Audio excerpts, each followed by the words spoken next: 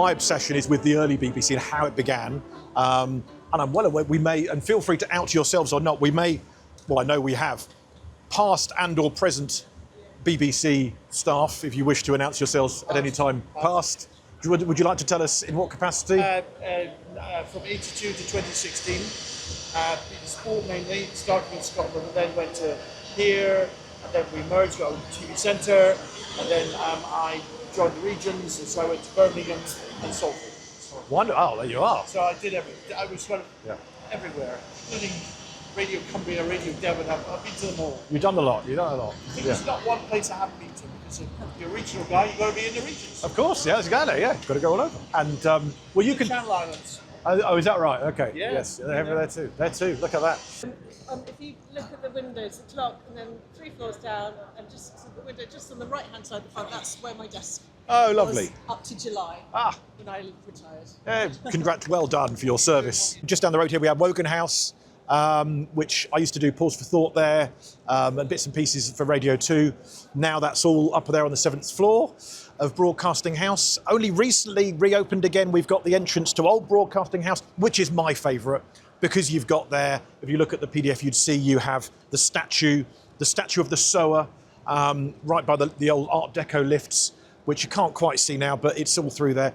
And the statue of the Sower, put there by Reith, of course, the rather puritanical son of a Presbyterian minister and first Director General of the BBC. And it was channeling the idea of broadcast being biblical, pretty much. The parable of the sower. We scatter seeds out there, and some falls on stony ground, and some is picked up by listeners.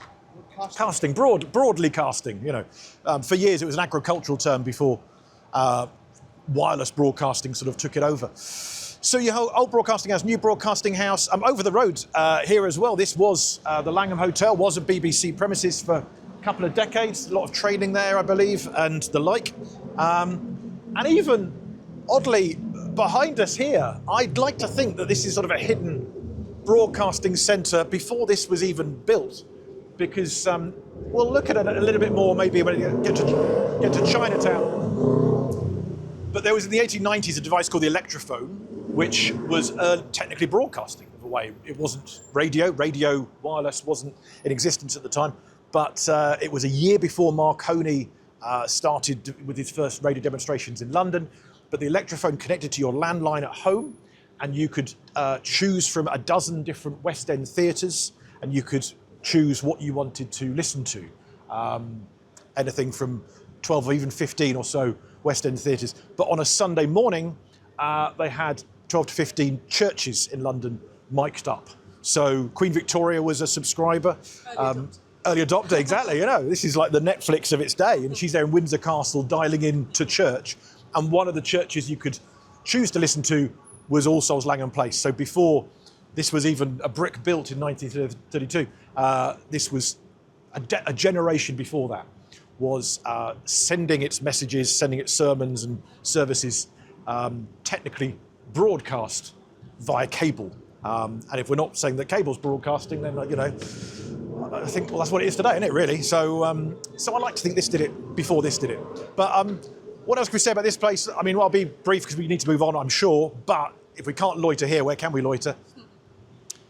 One other thing I think is worth noting is the building within a building you have here. You have this sort of core, and if you look at the PDF that I shared, you can see the plans of Broadcasting House, and they've all got, every floor has this sort of red line around it on the inside, and that is to acoustically protect the studio, the radio theatre as it now is, and the concert hall it used to be called.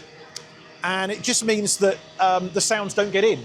What it does do, though, is it channels the sound up from the underground.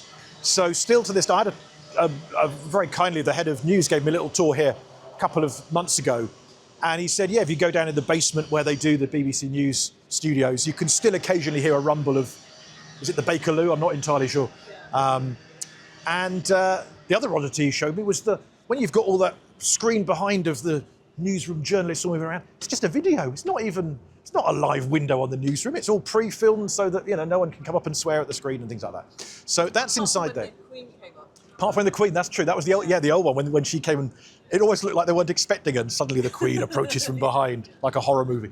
But the one other thing of the that hidden building within a building you had here, the extra brickwork, it meant when the Blitz happened and when a bomb hit Broadcasting House, you can hear footage. It's actually not the original footage. It was re-recorded later on, but you could hear the newsreader pause momentarily as a sound of a bomb goes off elsewhere in the building, and then he just carries on reading the news. But that's, and it's often held up as a sign of how the stiff upper lip of the Brits and things in the war. But the thing is, he knew he was safe because he knew he was in the building, within a building. Lives weren't lost. It was bomb was on the other side there. And lastly, perhaps, when that was happening and in the months leading up to that and the Blitz, from the roof of the Langham here, the building that was there, and also from the next stop we're going to make down the road here, you would have journalists reporting live on the bombs dropping, and including the American journalist, the famous American journalist who's so famous, well, I've forgotten his name, Edward R. Murrow. That's the name, Ed Murrow. That's the fella. So he was, which then has there's other stories you could tell about how that then impacted on the Americans and their listening, and sending of journalists over here as well. But he was rather bravely and boldly up there on the roof during the Blitz there. Any other questions or heckles on Broadcasting House? Is that an ornamental tower, or was that an aerial at one stage? It's just there for show. There for show. There you go. I will occasionally defer. I don't think it's doing anything. No, fair enough. Can I add one thing on Looks good. Langham? The Langham was bought by the BBC during the war. The idea was that in time, because they knew that television was kind of on the way, they were going to create they were going to knock it down, create a broadcast centre, because obviously it was opposite Broadcasting House. Oh yeah, okay. Why not? Yes. But successive sort of funding crises meant that they eventually found us bombed out land on the Westway. Yeah. And thought, that's much bigger, we'll build it there. Ah, there you are. And then they sold it this in 1985 to the Hilton Group for about 25 million or They something. did well, yeah. So it was that's why the BBC had a relationship with the Langham. Yes. But it was purely because we owned it. Yeah, fair enough. We've not even made it to stop number 2 yet. It's going to be, we won't get it in 90 minutes. The Queen's Hall, so the proms, as it says, were based here. And that's some building work. Let's move on. But that used to be a big console anyway.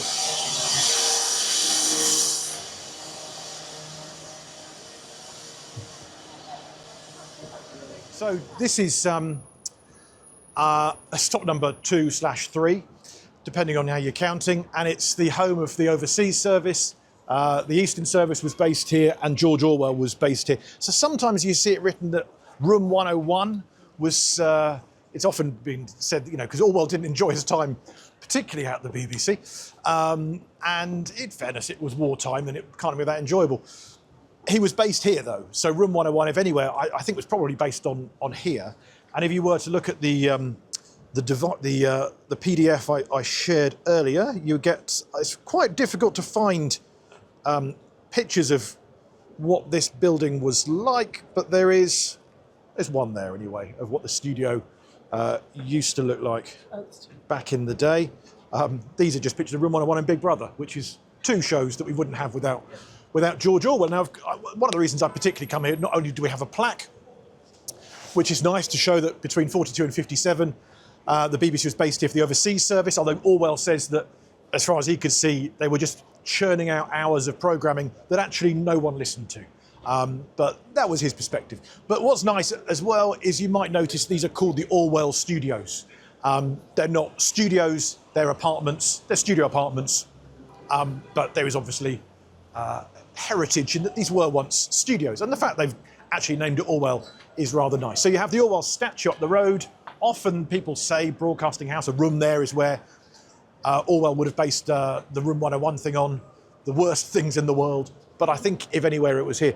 I was tasked a few years ago for the centenary to research a BBC 2 show called How the BBC Began. And the producer sent me here. What we're actually at now is the back of Urban Outfitters, the clothing store. And the producer asked me to go into their basement, ask them nicely, and have a rummage around, see if we can find any trace of the BBC, Orwell, wartime, anything that we can use in the documentary. And it's just shirts. It's just Urban Outfitters shirts. They did a big refurb. I even got in touch with the architects. They went, no, we gutted everything in 2000 or so. So that's here. Edward R. Murrow also was based here. He seemed to be hopping roof to roof in the Blitz to comment and commentate on all of that. So our next stop, we're going to... Do you know about the photograph on the fourth floor of Broadcasting House of Room 101? No, I don't. So this is why I've invited you along on the tour. Okay. So yes. So there's a photograph, and it's, like 1.5 meters square. It's Yes. really big. And it's on the fourth floor. It's just between you, Broadcasting House and Broadcasting House, and it's just of an empty room. And it says the room 101. And I see. I thought it was Broadcasting House. Well, there's every chance, I think pretty quite likely that he was based there and based here. And all you need is one person once to say, oh, it's based on that one, and it becomes Herrick Law, and maybe that's the correct. I know he was more based here than there, but there's every chance that was where it A was. few months ago, I could have shown it to you, but you should get Yes. someone to show it to you. I will. Yeah. I will. But it is a white block, so. Okay. But it's, Yes. I've certainly worked in various BBC offices that I would think of as Room 101. They all felt rather like that. So, interesting. So next stop is going to go pre-BBC. So we're going to wind our way through Soho, and we'll drop the umbrella down there. And it's going to be a building that I can't see as there's no plaque. We've done with the plaques for a little while. This is a building that there's no present day memory of this being anything to do with anything. But it was technically London's first broadcast took place in there a year before the BBC began. So it's St Anne's Court, and it's down here. We take a right and cross Oxford Street. Gets a bit busy, so we'll just wind our way through that bit. In a nutshell, has anyone ever, without wanting to ask, I've got a podcast, the British Broadcasting Century. Anyone heard it? I've heard of it. You've heard of it? One or two, right. So we tell this story the long, slow way. But in a nutshell, the BBC started in November 1922, but broadcasting in Britain began in 1920 when radio amateurs, radio hams were listening in to these transmissions from Chelmsford when they were really testing the signal so they could send Marconigrams, and we'd all send Marconigrams from one place to another. To test that, they had to just get one of the engineers to just say anything constantly. So he was reading Bradshaw's railway timetables, constant railway timetables. Mr. Ditcham, his name was. And this was heard by radio amateurs who were interested in this stuff and go, well, this railway timetables coming from Chelmsford, incredible. Arthur Burrows, who would then become the first voice of the BBC, he picked up on this, and he had this dream of broadcasting, that we wouldn't send messages point to point, but we'd scatter truth and peace and joy and justice and all these things you wanted after the Great War everywhere, in every home. So he heard these railway timetables and thought, what if he put down Bradshaw's Railway Guide and picked up a newspaper instead? People might like to hear the news. And this sort of caught on. And then from that grew. The Daily Mail sponsored it. Daily Mail applied for they sponsored a big broadcast by Nellie Melba, Dame Nellie Melba, biggest sort of opera singer at the time. The Daily Mail applied for a license to broadcast. The government said, no, you're a newspaper. You'll be too powerful if you also had a broadcast station. And I honestly think that's where the split came with the Daily Mail and the broadcast. I think for 100 years, they've been jealous, basically. So then the Melba concert was too popular, so successful. You've got planes trying to land, ships trying to dock, and just listening to Melba. Excuse me. So the government pulled the plug and said, broadcasting's banned. You've had your fun. You've had 6 months of it. No more. As a result then, end of 1920 until early 1922, there's essentially radio silence. And the radio history books would say pretty much nothing about 1921. There's just nothing to say. But if, like me, you've got a podcast to make, you're reading the wireless magazines of the day, of literally like Popular Wireless Magazine, Amateur Wireless Magazine of 1921. And there's like one article about this place. So in 1921, broadcasting is banned, but there's still a movement of people who really want it to happen again. And there's a guy called Captain Ian Fraser, and on the old PDF, he has a little picture of him, and he's worth looking at because he's a nice, a war hero. There he is. That's Captain Ian Fraser. He's blind. He lost his sight in the Battle of the Somme, and he then found his home at St Dunstan's, which then became Blind Veterans UK, not far from here. he set up, he's quite an innovator as well. He wanted to listen to poetry and readings. And he liked the fact that on gramophone records you could hear music. So he started recording, using the same technology, stories and poetry, and essentially created the first ever audiobooks in the process. Onto gramophone discs. So the gramophone recording method quite different from the BBC couldn't record anything till 1931. So the gramophone record, you're shouting into a horn basically, and it's People been. could do that themselves, could they?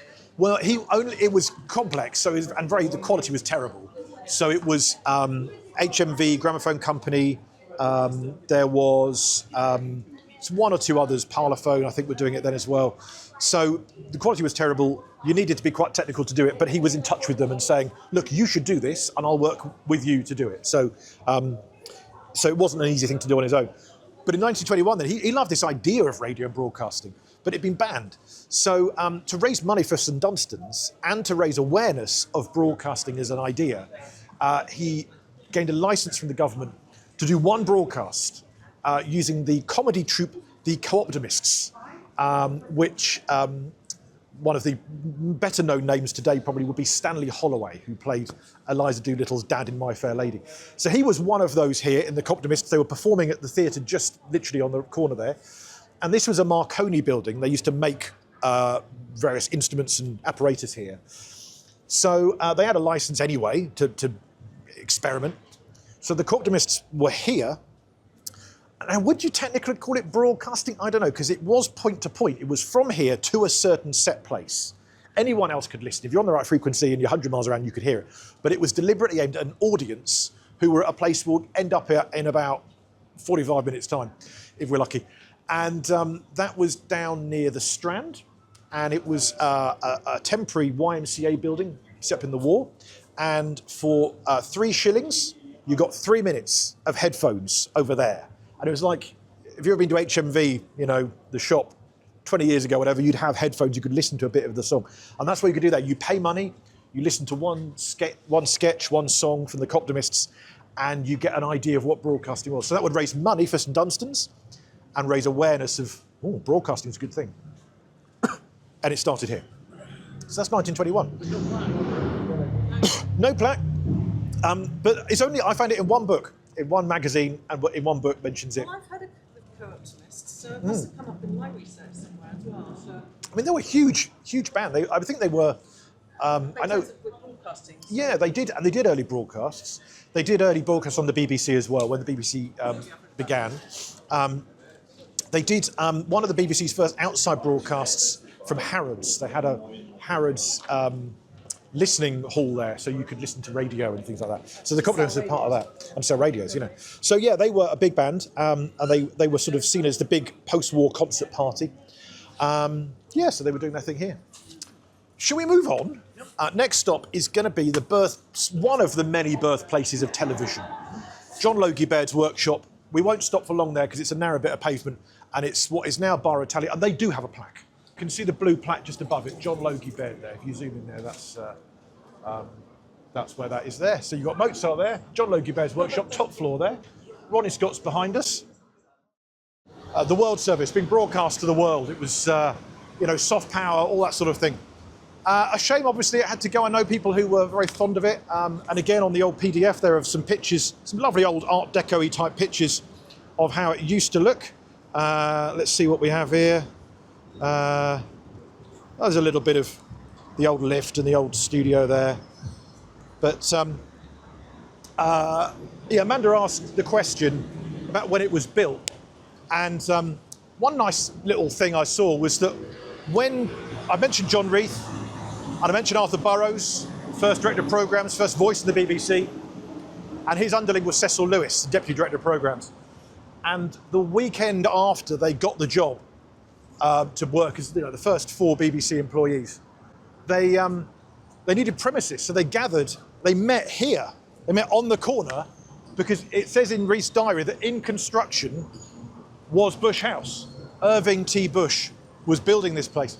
It was at the time the most expensive building in the world, they say. I don't know how you calculate that, but it was the most expensive building that there was. You've got a nice little blue plaque there, that's very nice. Do love a plaque. So I love that idea that Reith and Burroughs and Cecil Lewis and a fourth person who I mentioned briefly, Mr. White, R.H. White, who was chief engineer for a day and then quit the job to go back to his safe job because he didn't want to do it. Those four men met here on this street corner looking for where the BBC would be based. And eventually they found Savoy Hill, which would be our final stop down the road there.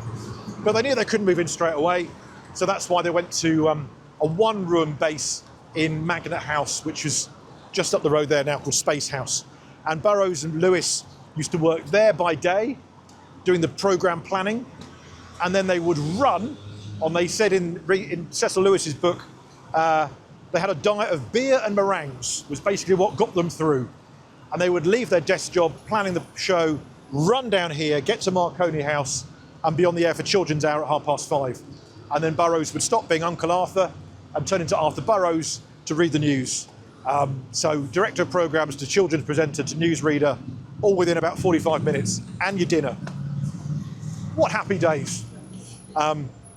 So that's Bush House, that's Magnet House, and next stop, Marconi House, the first studio of the BBC, our penultimate stop on the tour. And there's Arthur Burroughs, the first voice of the BBC, and this is where he broadcast from for the BBC's first broadcast, 14th of November, as it says, 1922. As you'll notice, it says it started actually broadcasting May the 11th. I've heard it said May the 9th, actually, but, you know, either way, that weekend, let's call it that. And so before the BBC began, it was 2LO. It was, and a bit like car registration plates, the 2LO thing, you've got 2 for the country, LO for London, so you have a sort of mix of personalised call signs and sometimes just random letters. In this case, it was personalised for London. So Burroughs was the first voice of the BBC on the top floor here. It was Marconi House. It was the centre of Marconi Company's headquarters, which at that time was mostly maritime, Morse code, that sort of thing. So it was a real offshoot, the fact that they were from within that starting this broadcasting thing. And 14th November until the start of May, this was the home of broadcasting for the BBC in London. You had Birmingham and Manchester as well, then soon Cardiff and Glasgow. But for London broadcasting, this was it. It's now flats, big shame, but there you are. I'm meeting with the manager of the building next Thursday to just see if we can do a bit more tie-in stuff and a bit more celebrating some of these bits of heritage. They seem interested, which is nice. And with one of my other sort of hats on, I've been trying to write a novel based around how it all began here and sort of look into everything. But when you write a novel rather than a history book, you've got to look at how it looked and was it mahogany and all those sort of senses that you want to try and get across. So I've been trying to research that a lot more. And I must choose my words carefully, especially in the presence of ex-Radio 4 people. It's okay. No, I don't need to pick them carefully. But I have pitched, so I've been pitching for 5 years now, various different ways of telling parts of this story to today's BBC. And one of them has finally been picked up. So a radio drama, which I've written about the first ever radio drama. And part of the reason I was particularly eager on it. The underground one. The underground. Oh yeah. So yes. So this is the thing. So last year they did a dramatisation and a sort of a documentary a little bit about that one, about the coal mine, called A Comedy of Danger, and it was set in a coal mine, so you wouldn't have to imagine the location because it was pitch black. And that was by Richard Hughes. And for 100 years, that has been credited as the first radio drama.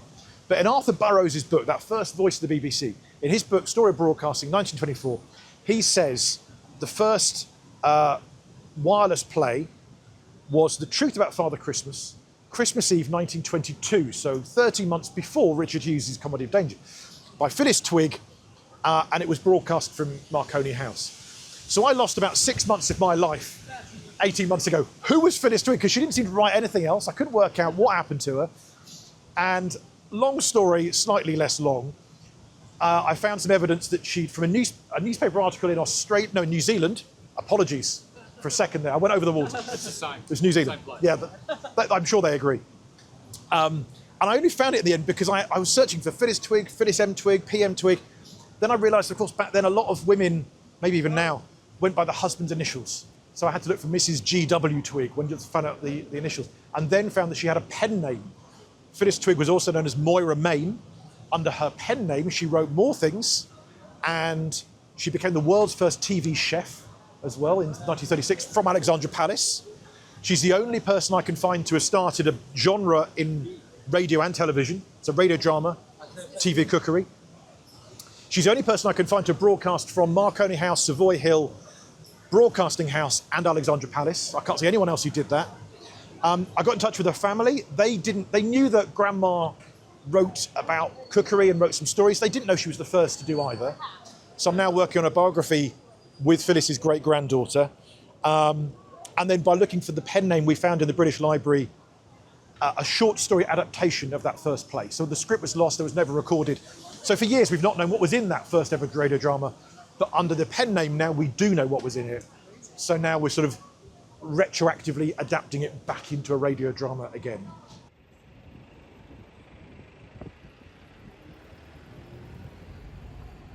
(1923 to 32). This is then the premises they found. So when I was saying earlier that Reith and Burroughs and Lewis, they're all there on that corner at Bush House going, where are we going to put this BBC? This is the building they found. They could only have a bit of it at a time. Now there's a book written by a guy called Brian Hennessy. He actually died while writing the book, so his brother finished it. But in it, he found a few plans and he stitched together the details of like where the offices were, who was where. I've then taken his plans and sort of stitched them together across, because his was spanned over 12 pages. So I've then taken that. I can't ask his permission because he's long gone. But they're on the PDF anyway, so you can sort of see a rough idea of the BBC part of the building, which tells us then that they only occupied this bit here. They grew and they grew over the decade they were here. When Reith moved in, he wanted that one there because, of course, it's the best view. It overlooks the Thames, and it's that should be the general manager's office. So when you see, if we've got a nice little picture, there we go. That's the BBC staff in at Savoy Hill, and those steps there you can see just around the corner should you be interested. But nowadays they're a bit unloved. It's the back entrance to this building, which is the Institution of Electrical Engineers. And it's normally used for people just having a fag while on their break. So nowadays, but back then that was the entrance to the BBC here at Savoy Hill. Last thing I'll mention, I suppose, is Savoy is the clue in the name. Savoy Hotel is just up the way there. And so some of the first outside broadcasts were from the Savoy Hotel. Very convenient, very easy. Dance bands were there, the Savoy Orpheans, the Savoy Havana Band. And so quite often the London BBC station would close their schedule of the day by going, and now we hand over live to the Savoy Hotel Ballroom for the Havana Band and so on. And they had the cable stretched over from here to there, and they could then broadcast the Savoy bands. I was chatting to an expert with the Savoy bands recently for the podcast, and he reckons that the Savoy bands were sort of the first pop groups in Britain, really, because they suddenly had the means to reach every household that had radio, which it's worth saying was not every household. It was 1934 when most households had radio. So the first 12 years then of the BBC's life, it was the minority of people listening. But one final story, when they opened Savoy Hill, early May, they opened with day 2, they had Women's Hour, rather than Women's Hour as we have today, they had Women's Hour. Day 1 of Savoy Hill, they had Men's Hour. And so to launch this building and the BBC's tenure here, they asked for a notable lord to come and give a speech opening it. And the notable lord failed to arrive at the microphone. And they're a bit panicky because they had this big opening ceremony planned. And someone suddenly went, he's probably got it wrong. He's probably in the Savoy Hotel, which is more famous. And he was. And Cecil Lewis went over and found him at the bar. And he'd been there for about 3 hours waiting for someone to go and get him. And he had drunk a lot. And they were very nervous. And Reith, being what he was, the puritanical boss that he was, anti-alcohol and everything. And he was terrified that this guy, even with one drink in him, could manage to broadcast. And he'd had a lot. And also at this very moment, Reith was just starting to have to defend the BBC with the first government inquiry. The Sykes Committee was meeting from that day. So suddenly the BBC had to stand up for its role in life, stand up for a greater share of the licence fee, and this drunk lord got in front of the microphone, and Reith says in his diary, delivered the most beautiful monologue in defence of the BBC that there'd ever been. So I think Reith was ultimately very grateful that this rather drunken lord was given the power of the microphone to get his message across. So that's it, really. Thanks for coming, and that's a dozen or so stops, and your feet are probably tired.